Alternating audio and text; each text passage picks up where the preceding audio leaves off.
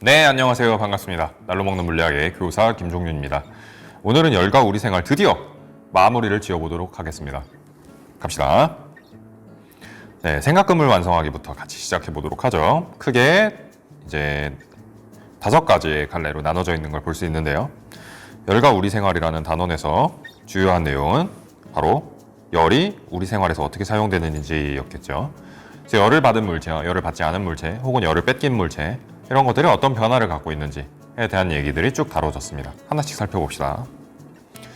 자, 우선 첫째로 가열하면, 냉각하면 하고 입자 운동이 나와 있는 걸 볼 수 있어요.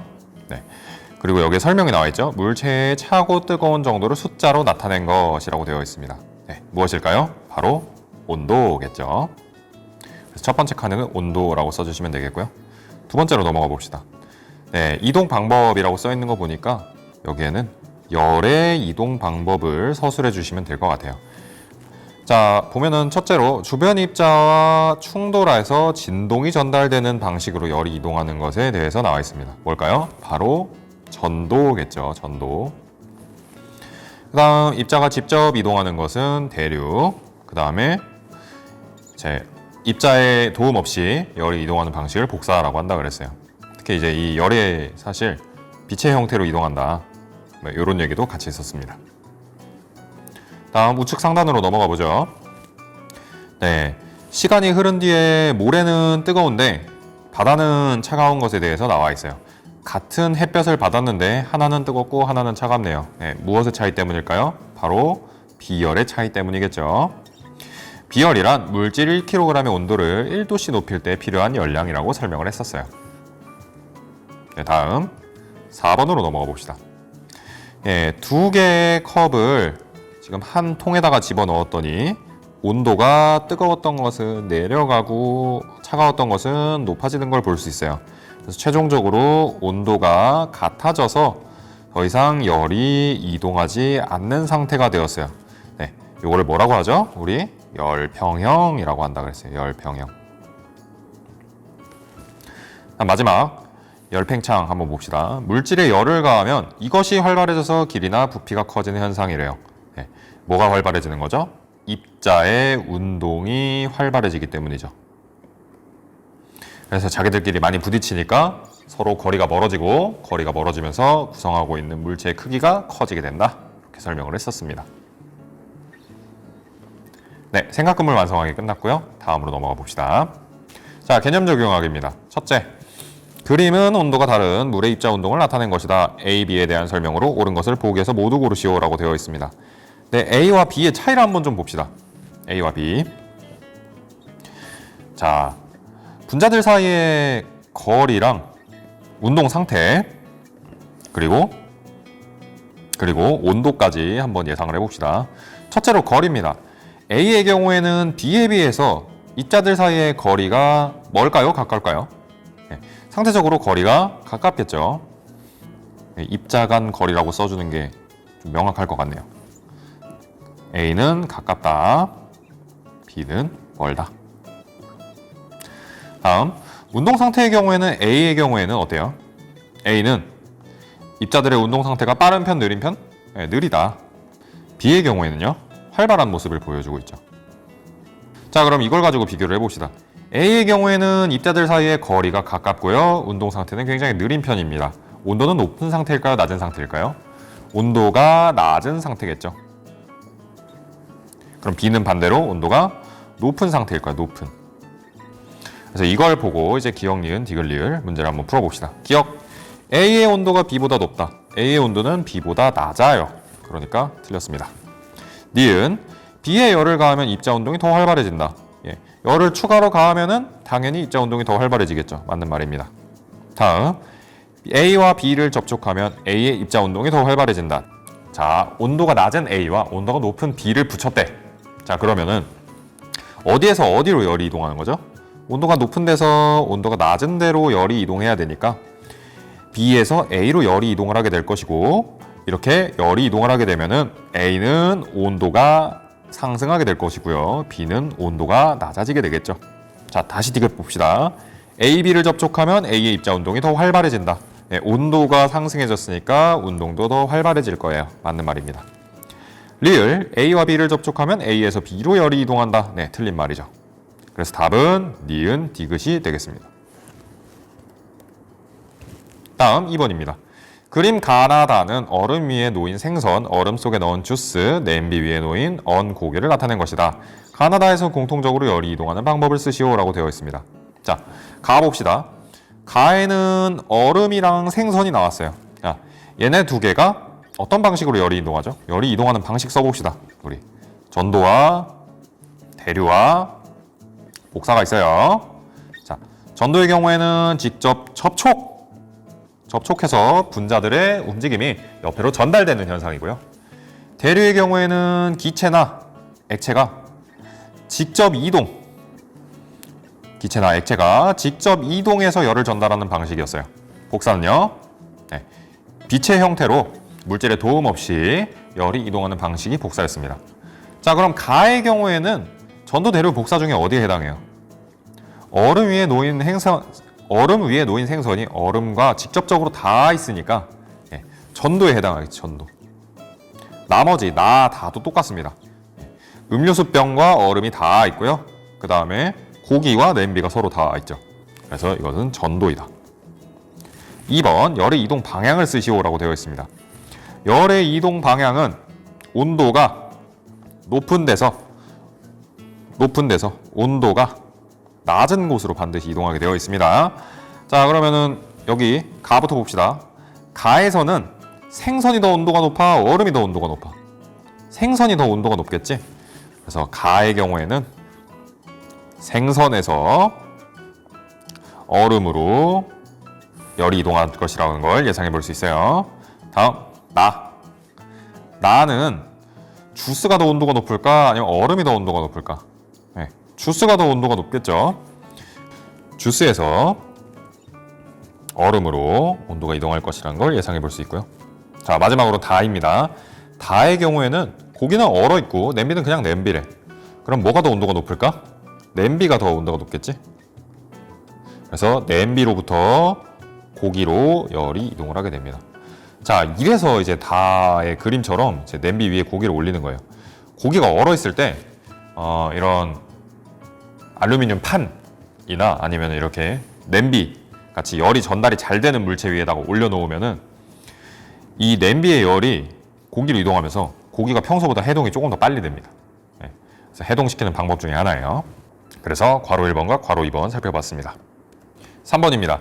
온도가 다른 두 물체 A, B가 접촉했을 때 시간에 따른 온도 변화가 그래프와 같이 나타났다라고 되어 있습니다. 두 물체 A, B에 대한 설명으로 옳은 것을 보기에서 모두 고르시오. 단, 외부와 열 출입은 없다라고 되어 있습니다. 자, A, B를 봅시다. A가 온도가 더 높니? B가 온도가 높니? 처음 시작할 때. A가 더 온도가 높죠? 네, 온도가 높다. B는 온도가 낮아. 그러면 어디서 어디로 열이 이동하지? A에서 B로 열이 이동하겠지, 열. 네. 열이 이동하면서 지금 그래프 보시는 것과 같이 온도가 점점 차이가 줄어들어요. 그러다가 어느 순간 온도가 같아지지. 네. 요때 요 상태. 온도가 같아져서 더 이상 열이 이동하지 않는 상태를 뭐라 해? 열평형이라고 하죠, 열평형. 자, 이렇게 써놓고 가나다라 한번 봅시다. 기억, 열은 A에서 B로 이동하였다. 네, 맞고요. 니은, A가 B보다 더 빨리 열평형에 도달한다. 맞니? 지금 보면은 열평형에 도달한 시간이 A와 B가 어때요? 전부 다 동일하죠. 그렇기 때문에 누가 더 빨리 열평형에 도달한다라고 말할 수가 없어. 네. 지금 열평형에 도달한 온도가 40도죠. 40도. A가 B보다 훨씬 더 빨리 40도에 도달을 했나요? 그런 게 아니잖아. 시간은 다 똑같잖아요. 지금 도달한 시간이. 그렇기 때문에 리은은 틀렸습니다. 디귿, 열평형에 도달했을 때 두 물체의 온도는 모두 40도이다. 네, 맞고요.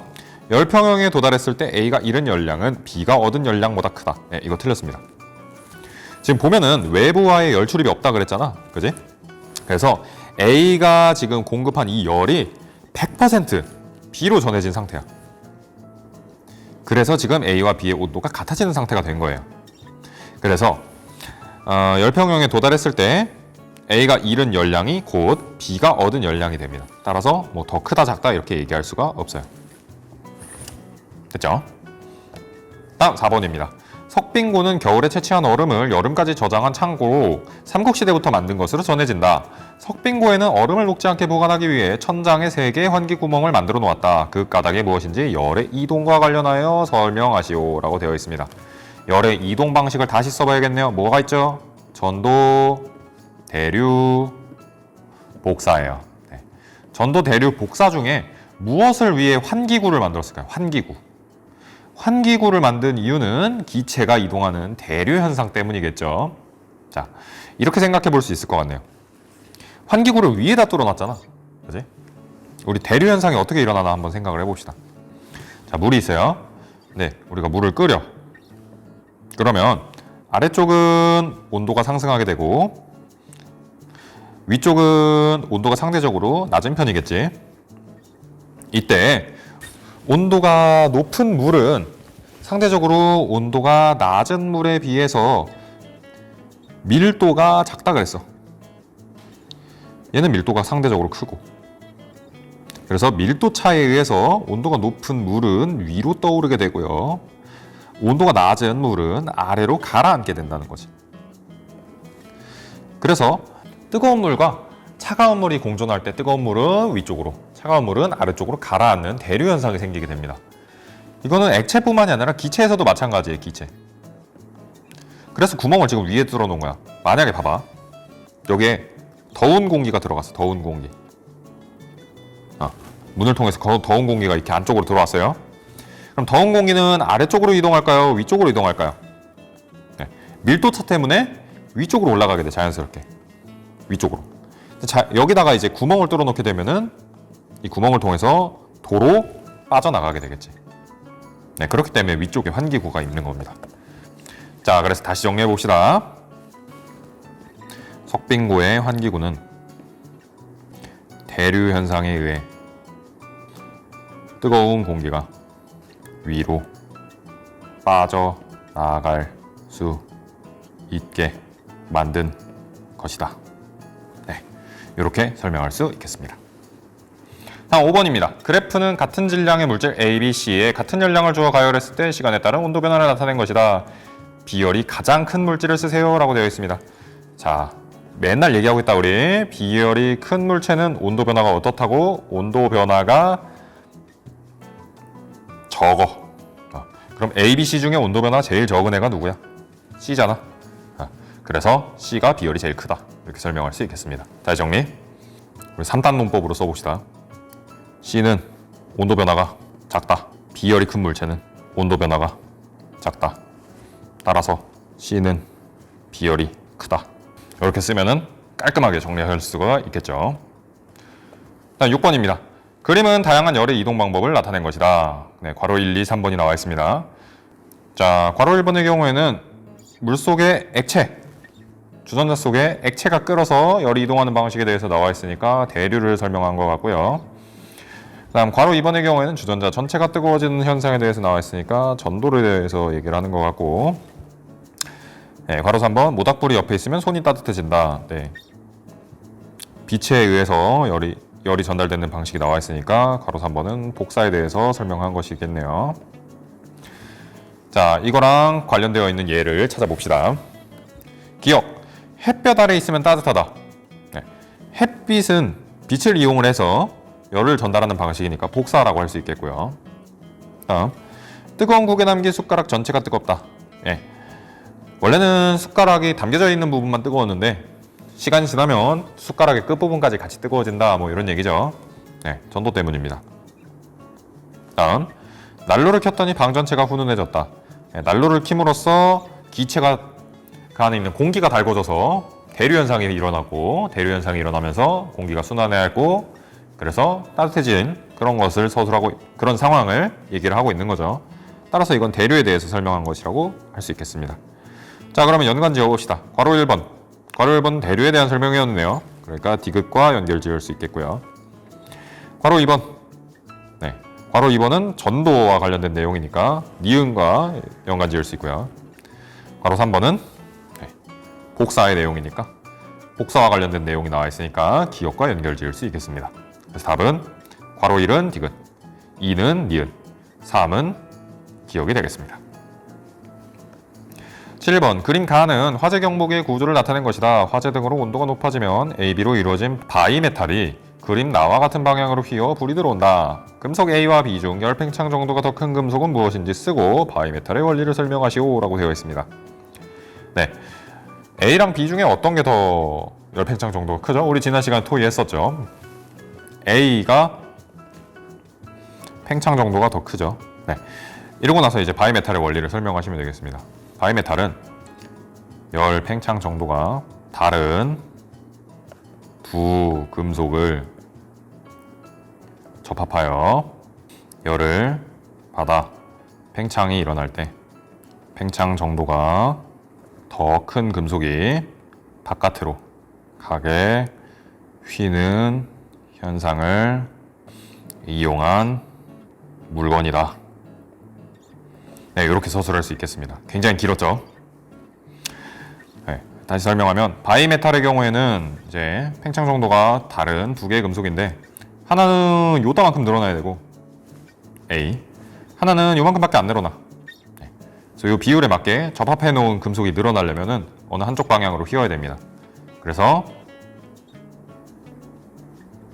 바깥쪽의 곡률이 더 크기 때문에 잘 늘어난 쪽이 바깥으로 오게 휘어진다라고 설명을 했었죠. 다음입니다. 8. 그림과 같이 콩기름, 물, 에탄올을 같은 양만큼 유리병에 넣고 입구를 막은 후 뜨거운 물이 담긴 수조에 넣었더니 각 액체의 부피가 달라졌다. 네, 세 액체의 열팽창 정도를 비교하여 쓰시오라고 되어 있습니다. 네, 여기 그림이 나와 있고요. 뭐가 이 높이가 많이 높아졌죠? 에탄올은 요만큼, 물은 요따만큼, 기름은 이만큼 상승했네요. 가장 많은 게 에탄올.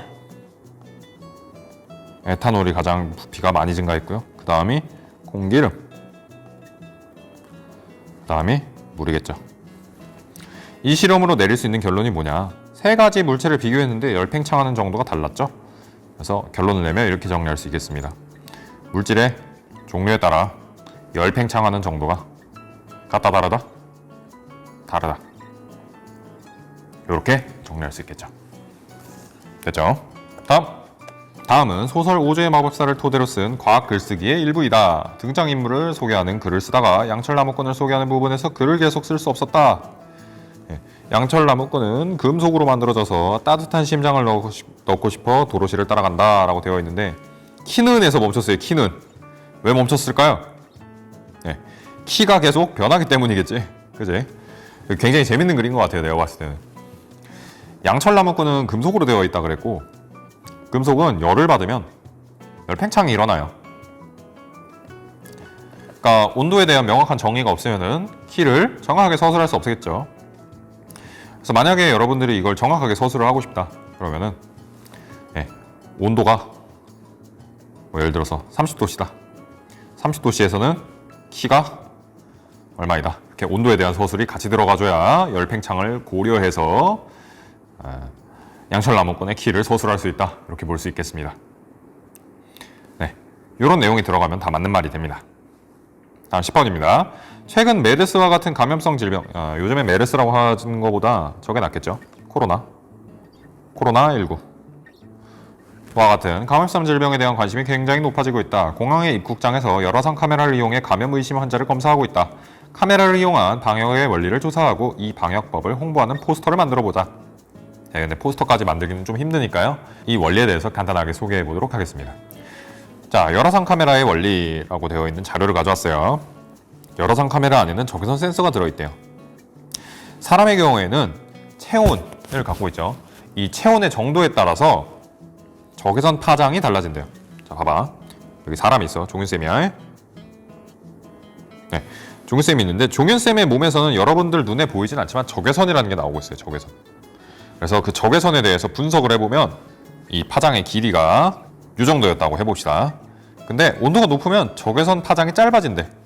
원래 요렇던 게 길이가 이렇게 바뀌는 거야. 짧아졌지, 파가. 네. 그러면서 요거를 이제 분석해주는 기계인 거야, 저 카메라는. 그래서 뭐야, 이 사람은 파가 짧은 게 나오네? 그러면은 그 짧은 파가 나오는 이유는 온도가 높기 때문이다. 온도가 높은 걸로 표시하자 하고 이렇게 화면에 보이는 빨간색으로 표시를 해주는 거예요.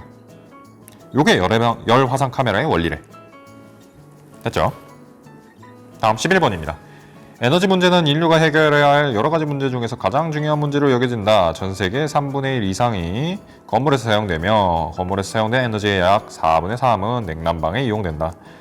그러니까 전체 에너지의 3분의 1이 건물에서 사용이 되고 그 중에 또 4분의 3이 냉난방 하는 데 사용되니까 실제 에너지의 4분의 1 정도가 냉난방 하는 데 다 쓰고 있다는 거죠. 그러니까 에너지의 손실이 냉난방으로 인해서 굉장히 큽니다. 이때 냉난방에 사용되는 에너지를 줄인다면은 에너지 고갈 문제를 해결할 수 있겠죠. 최근에는 에너지 손실을 줄이는 에너지 절약형 건물이 만들어지고 있다고 합니다. 냉난방에 사용되는 에너지를 줄이기 위해서 어떤 과학 기술이 사용되는지 조사해보자 라고 나와 있습니다. 뭐 여러 가지 방법이 있겠지만 쌤이 한 가지만 소개를 할게요. 열 교환형 환기 장치라는 겁니다. 보시면은 이상한 파이프 같은 게 잔뜩 연결이 되어 있죠. 나중에 얘네들을 이렇게 서로 접합을 해서 사용을 하는 건데요. 어떻게 쓰는 거냐면은, 자, 봐봐. 이거는 외부 공기가 드나드는 통로이고요. 외부 공기가 들어와서 이렇게 내부로 가게 됩니다. 실내. 이거는 내부 공기가 외부로 나가는 통로예요. 그래서 얘네들을 서로 붙여놓잖아. 그러면은 내부에서 외부로 나가는 공기와 외부에서 내부로 들어오는 공기가 서로 만나지를 못해요. 왜? 파이프를 통해서 외부에서 들어오는 공기는 여기만 지나갈 수 있고 내부에서 나가는 공기는 여기만 지나갈 수 있거든. 그래서 이런 파이프들을 겹겹이 계속 겹쳐놓는 거야. 그러면은 얘네들 사이에 직접적으로 기체가 만나는 일은 일어나지 않겠지만 대신에 이렇게 서로 지나가면서 파이프를 계속 통과를 할 거고, 그럼 파이프의 온도가 기체 온도랑 비슷하게 지게 되겠죠. 그래서 결과적으로 이 파이프들을 타닥타닥 붙여놓게 되면은 파이프에 있는 열이 옆에 있는 파이프까지 전달이 되면서 이 사이를 지나는 기체들의 온도가 서로 비슷해지게 된대요.